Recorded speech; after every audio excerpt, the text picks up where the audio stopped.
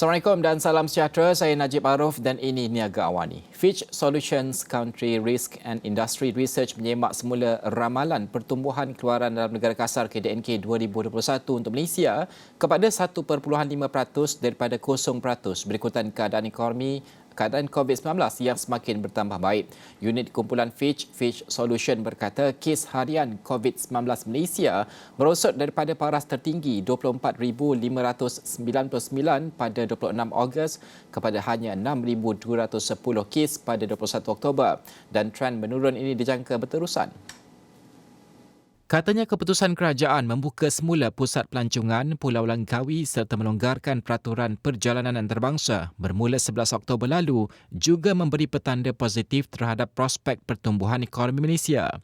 Sementara itu bagi 2022, firma itu mengekalkan unjuran pertumbuhan pada 5.5% dengan ekonomi cenderung mencatatkan pemulihan yang lebih tinggi susulan kadar vaksinasi yang tinggi.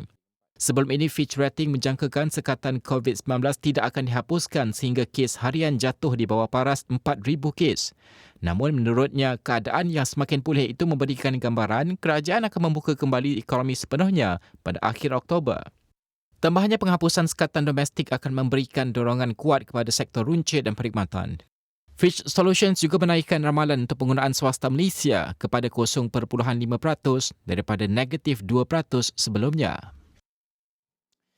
Baik, bagi pengulas lanjut, kita bersama dengan Ketua Ekonomi Bank Islam Malaysia, Dr. Ramzan Nizam Abdul Rashid yang bersedia pada ketika ini. Assalamualaikum, Doktor. Terima kasih kerana meluangkan masa bersama dengan kami. Pertama sekali, kita melihat kepada unjuran yang dikeluarkan oleh Fitch Solutions ini, 1.5% berbanding 0%. Ini juga dipacu oleh pembukaan berperingkat ekonomi Malaysia dalam tempoh fasa pada ketika ini. Bagaimana pandangan Doktor sendiri, angka yang diunjurkan ini adakah bersesuaian dengan keadaan ekonomi semasa, melihat kepada keadaan ekonomi yang semakin dibuka, sektor ekonomi dan sebagainya?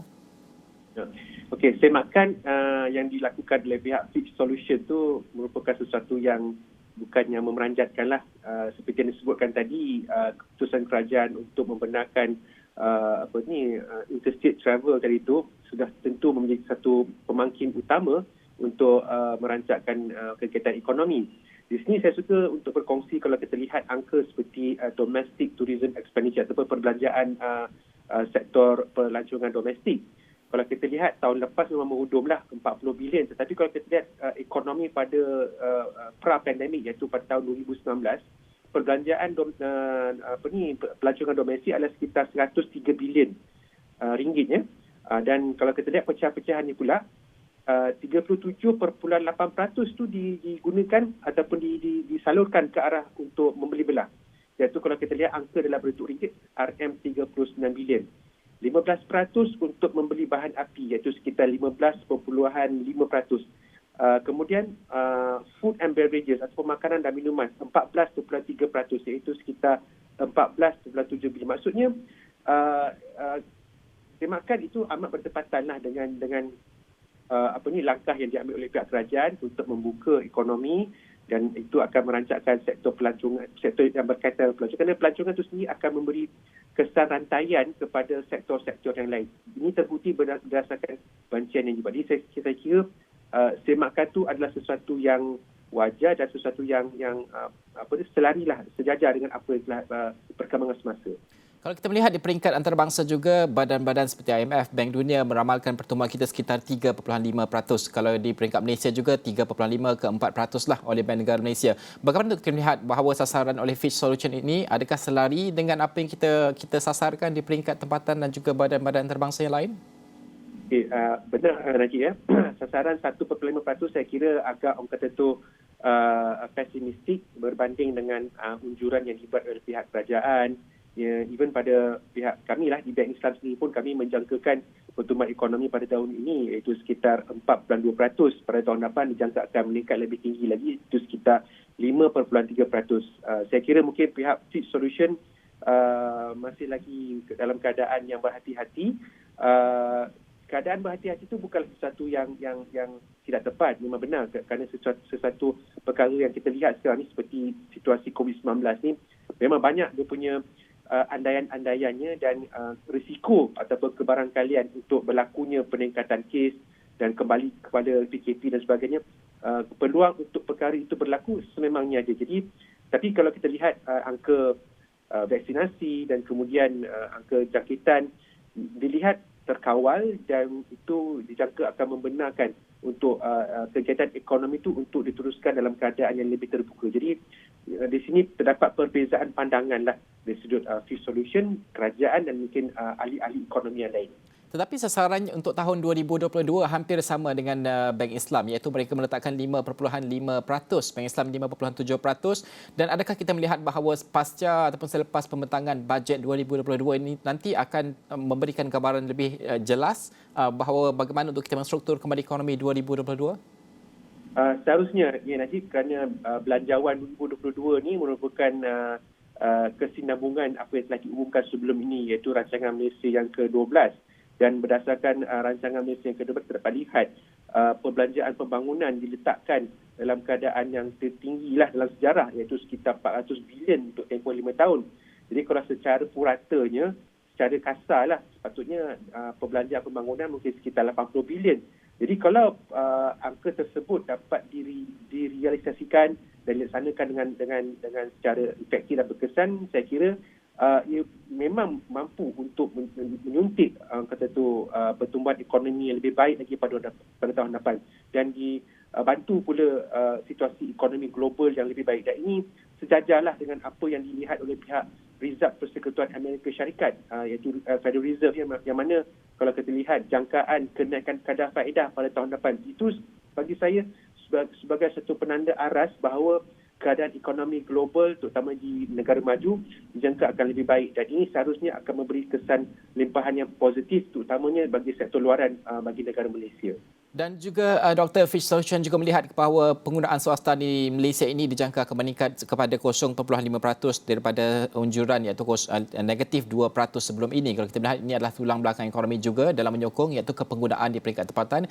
Bagi doktor sendiri, bagaimana sasarannya untuk penggunaan swasta ini? Sasaran tu kalau 0.5% tu memang rendah lah.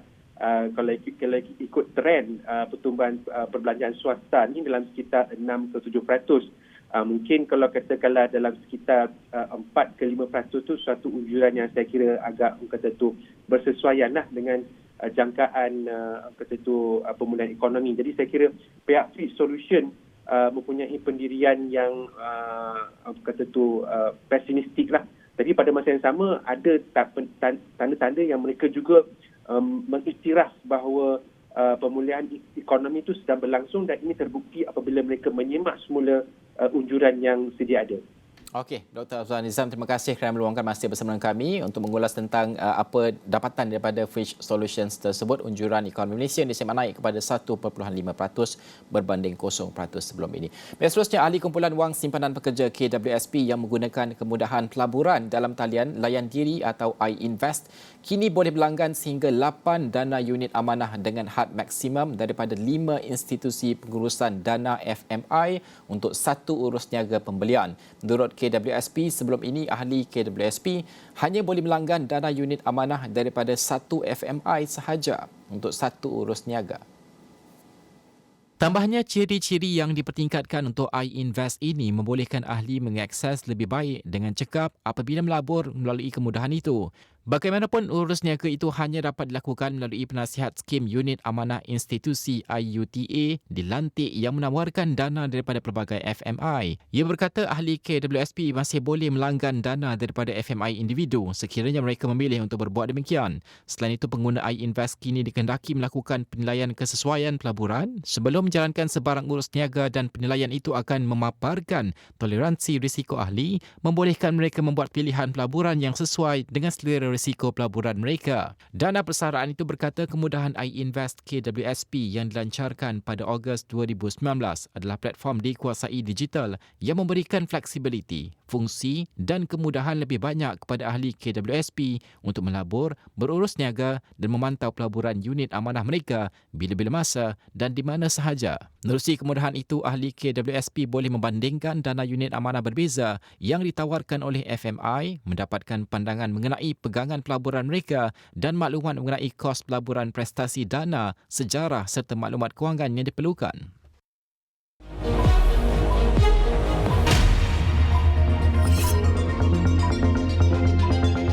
Suruhanjaya Penerbangan Malaysia MEFCOM menerima 157 aduan berkaitan syarikat penerbangan dan lapangan terbang daripada pengguna dengan aduan tertinggi terhadap Air Asia iaitu 41.4%.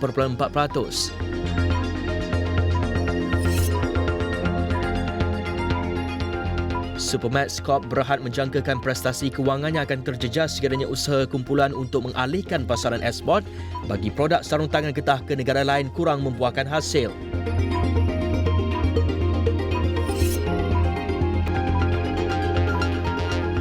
CGS CIMB melihat kemasukan 32,000 pekerja asing ke negara ini dijangka dapat meningkatkan semula produktiviti dalam sektor peladangan di Malaysia pada tahun hadapan.